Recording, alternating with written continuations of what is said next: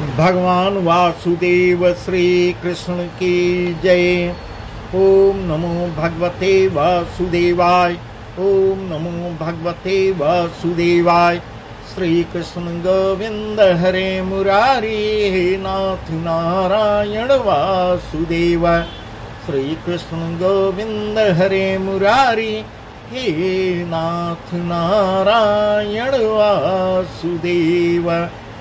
राधे कृष्ण राधे कृष्ण राधे कृष्ण राधे कृष्ण। द्वारकानाथ की जय। आज का प्रसंग है गीता अध्याय 18 में भगवान वासुदेव श्री कृष्ण अर्जुन को बहुत सी ज्ञान की बात बता रहे हैं और वही प्रसंग हम आपको बता रहे हैं। भगवान वासुदेव ज्ञाता, ज्ञान और ज्ञेय, ये तीन प्रकार की कर्म प्रेरणा है और कर्ता, करण तथा क्रियाएं तीन प्रकार के कर्म संग्रह हैं। वही प्रसंग बता रहे हैं। इस प्रकार हम आपको उसका विस्तार से सुना रहे हैं। ज्ञानम कर्म च कर्ता च त्रिधैव गुण भेदतः। ज्ञानम कर्म च कर्ता च त्रिधैव गुण भेदतः। प्रोच्यते गुण संख्याने यथावत् शृणुतान्यपि। सर्वभूतेषु येनैकं भावमव्ययमेच्छते। अविभक्तं विभक्तेषु तद्ज्ञानं विद्धि सात्विकम्। गुणों की संख्या करने वाले शास्त्र में ज्ञान और कर्म तथा कर्ता गुणों में भेद से तीन तीन प्रकार के ही कहे गए हैं। उनको भी तुम मुझसे भली भांति सुन। इस प्रकार कह रहे हैं, उनको भी मैं तुमको सुना रहा हूँ।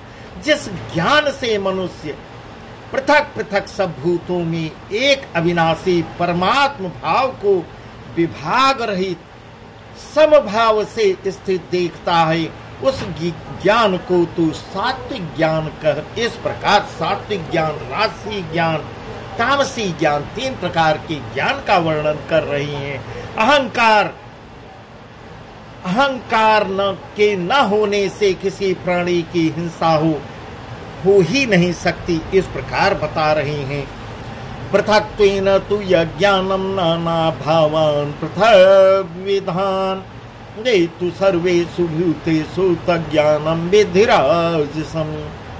यतो कृष्णवदे कस्मिन् कार्ये हेतुकम्। अतत्त्वार्थवदल्पं च तत्तामसमुदाहृतम्।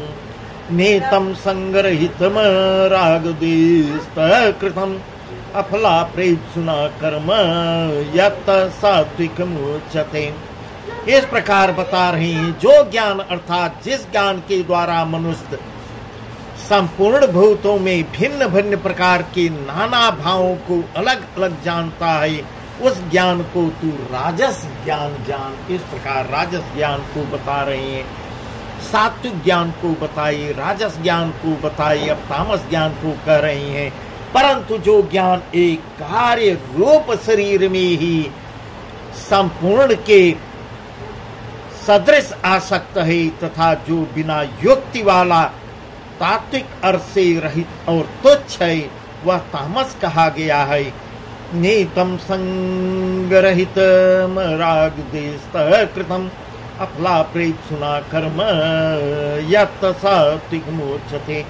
जो कर्म शास्त्र विधि से नियत किया हुआ और कर्तापन के अभिमान से रहित हो तथा फल न चाहने वाले पुरुष द्वारा बिना राग द्वेष के किया गया हो, वह सात्विक कहा जाता है।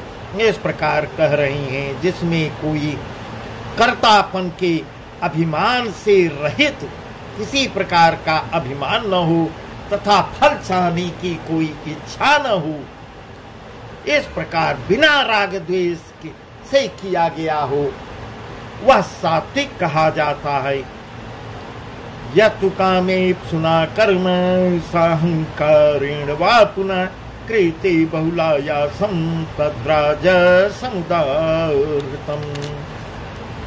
अनुबंधम क्षयं हिंसा मन्वेच्छ च पौरुषम मोहादारभ्यति कर्म यत्ताम समुच्यते।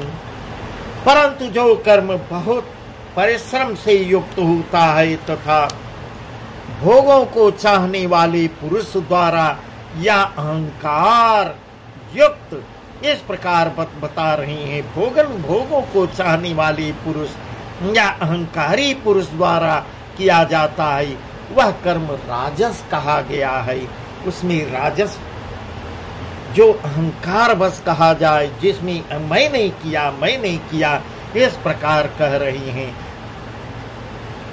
जो कर्म परिणाम हानि, हिंसा और सामर्थ्य को न विचार कर केवल अज्ञान से आरंभ किया जाता है, इस प्रकार भगवान वासुदेव जो बिना सोचे समझे कि इसका क्या परिणाम होगा, हानि होगी, लाभ होगा, हिंसा हो, और सामर्थ्य को न विचार कर हमारी ताकत कितनी है, अगले की क्या ताकत है, केवल अज्ञान से प्रारंभ किया जाता है, वह तामस कहा जाता है। इस प्रकार बहुत सुंदर ढंग से उदाहरण देके अर्जुन को समझा रहे हैं। मुक्त संगो न हमवादी धृतु साह समन्वितः, मृत्यु संगो न हमवादी धृतु साह समन्वितः, सिद्धियो निर्विकार कर्ता सात्विक उच्यते। रागी कर्म फल प्रेप्सुर्लुब्धो हिंसात्मको सचे, हर्ष शोकान्वित कर्ता राजस परिकीर्तिता।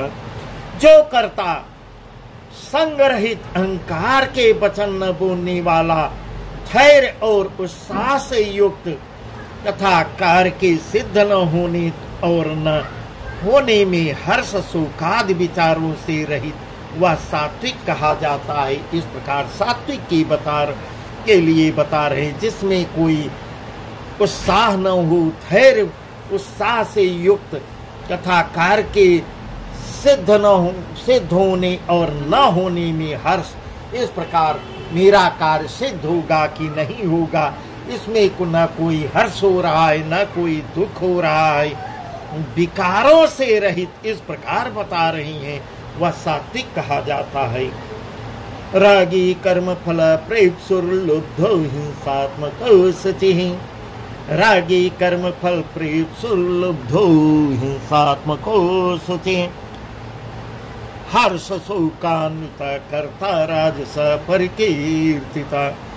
जो कर्ता आसक्ति से युक्त, कर्मों के फल को चाहने वाला और लोभी है, इस प्रकार कह रही हैं। जो कर्ता, यहाँ कर्ता के विषय में बता रहे हैं, जो फल को चाहने वाला और लोभी हो, मैं ये करने जा रहा हूँ, इसके बदले में मुझे ये फल मिलना चाहिए, फल को चाहने वाला और लालची भी हो तथा दूसरों को कष्ट देने के स्वभाव वाला हो। इस प्रकार दूसरे को क्या कष्ट हो रहा है उसको कोई परवाह नहीं, उसकी कोई उसको गम नहीं, वह प्रसन्न हो रहा है दूसरे के कष्ट को देखकर, अशुद्धाचारी और हर्ष शोक में लिप्त हो। इस प्रकार बता रही हैं, वह राजस कहा गया है। इस प्रकार राजस के लक्षण बता रही हैं। अयुक्त प्राकृत स्तब्ध सठो नैष्कृतिकुलस, अयुक्त प्राकृत स्तब्ध सठो नैष्कृतिकुलस, विषादी दुर्गसूत्री च कर्ता तमसूचते। जो कर्ता अयुक्त शिक्षा से घमंडी धूर्त, और इस प्रकार कर रहे हैं, जो 420 हो, झूठ बोलने वाला हो, धूर्त हो, जो करता इस प्रकार बता रहे हैं, शिक्षा से मूर्ख हो, अनपढ़ हो, दूसरों की जीविका का नाश करने वाला हो, इस प्रकार बता रहे हैं, तथा शोक करने वाला, आलसी और दीर्घसूत्री है, वह तामस कहा जाता है। इस प्रकार बता रही हैं।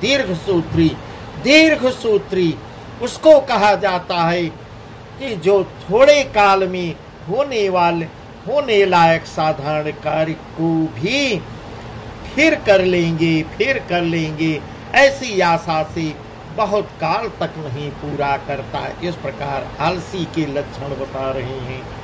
आलसी और दीर्घ सूत्री है, वह तामस कहा जाता है। इस प्रकार सात्विक, राजस और तामस के विषय में भगवान वासुदेव वर्णन कर रहे हैं। बुद्धिर्भेदम धृते सैव गुणत त्रिविधम शृणु। बुद्धिर्भेदम धृते सैव गुणत्र त्रिविधम शृणु। प्रोच्यमानं शेषेण पृथक्त्वेन धनञ्जय। प्रवृत्तिं च निवृत्तिं च कार्ये भयाभये। बन्धं मोक्षं च या वेत्ति बुद्धि सा पार्थ सात्विकी। हे धनंजय, अब तो बुद्धि का और धृति का भी गुणों के अनुसार 3 प्रकार का भेद मेरे द्वारा संपूर्णता से विभाग पूर्वक कहा जाने वाला सुन। इस प्रकार भगवान वासुदेव कह रहे हैं, अर्जुन से कह रहे हैं, हे अर्जुन, अब बुद्धि का और धृति का भी गुणों के अनुसार मैं 3 प्रकार का भेद और मेरे द्वारा अब सुन। हे पार्थ, जो बुद्धि प्रवृत्ति मार्ग और निवृत्ति मार्ग को, कर्तव्य और अकर्तव्य को, भय को और अभय को तथा बंधन और मोक्ष को यथार्थ जानती है, वह बुद्धि सात्विकी है। इस प्रकार कह रही हैं। जो प्रवृत्ति मार्ग को गृहस्थ में रहते हुए फल और आसक्ति को त्याग कर भगवत दर्पण बुद्धि से केवल लोक शिक्षा के लिए राजा जनक की भांति बरतने का नाम प्रवृत्ति मार्ग है। इस प्रकार प्रवृत्ति मार्ग को बता रहे हैं। देहाभिमान को त्याग कर केवल सच्चिदानंद घन परमात्मा में एक ही भाव से स्थित हुए श्री सुखदेव जी और सनकादियों की भांति संसार से उपराम होकर विचरने वाले का नाम निवृत्ति मार्ग है। इस प्रकार जो प्रवृत्ति मार्ग और निवृत्ति मार्ग के विषय में बता रहे हैं, उसका विस्तार से समझाकर अर्जुन को वर्णन कर रहे हैं। यया धर्मं धर्मं च कार्यं च कार्यमेव च। यया धर्मं धर्मं च कार्यं च कार्यमेव च। अथवा वत् प्रजानाति बुद्धि सा पार्थ राजसी। अधर्मं धर्ममिति या मन्यते तमसा वृता। अधर्मं धर्ममिति या मन्यते तमसा वृता। सर्वार्थान् विपरीतान् स बुद्धि सा पार्थ तामसी। हे पार्थ, मनुष्य जिस बुद्धि के द्वारा धर्म और अधर्म को तथा कर्तव्य और अकर्तव्य को भी यथार्थ नहीं जानता, वह बुद्धि राजसी है। इस प्रकार राजसी को बता रहे हैं, सात्विकी को बताए और राजसी को बताए। अब तामसी के विषय में कह रहे हैं, हे अर्जुन, जो तमोगुण से घिरी हुई बुद्धि अधर्म को भी यह धर्म है, इस प्रकार अधर्म को भी अपना धर्म मानी यही अच्छा है ऐसा मान लेती है, तथा जो अपने से करती है गलत काम को भी वह उसको अच्छा लगता हो, इस प्रकार बता रहे हैं, उदाहरण दे के समझा रहे हैं, ऐसा मान लेती है। तथा इसी प्रकार अन्य संपूर्ण पदार्थों को भी विपरीत मान लेती है, वह बुद्धि तामसी होती है। इस प्रकार 3 प्रकार की बुद्धि भी बता रहे हैं। भगवत विषय के सिवाय अन्य सांसारिक विषयों को धारण करना ही व्यभिचार दोष है। उस दोष से जो रहित है वह अव्यभिचारिणी धारण है, इस प्रकार बता रहे हैं। धृत्यायया धारते मन प्राणेन्द्रिय क्रिया, धृत्यायया धारते मन प्राणेन्द्रिय क्रिया, योगिना योगेना व्यभिचारिण्या धृति सा पार्थ सात्विकी। इस प्रकार व्यभिचार दोष बता रहे हैं। वह विषयों को धारण करना ही व्यभिचार दोष है।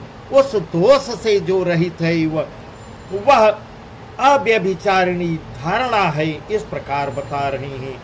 मन प्राण और इंद्रियों को भगवत प्राप्ति के लिए भजन ध्यान और निष्काम कर्मों में लगाने का नाम उनकी क्रियाओं को धारण करना है, इस प्रकार बता रही हैं। हे पार्थ, जिस अव्यभिचारिणी धारण शक्ति से मनुष्य ध्यान योग के द्वारा मन प्राण और इंद्रियों की क्रियाओं को धारण करता है वह धृति सात्विकी है, इस प्रकार धृति के विषय में बता रहे हैं।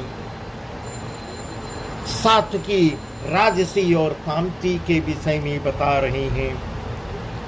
यया तु धर्म कामार्थान् धृत्या धारते अर्जुन, यया तु धर्म कामार्थान् धृत्या धारते अर्जुन, प्रसंगेन फलाकांक्षी धृति सा पार्थ राजसी।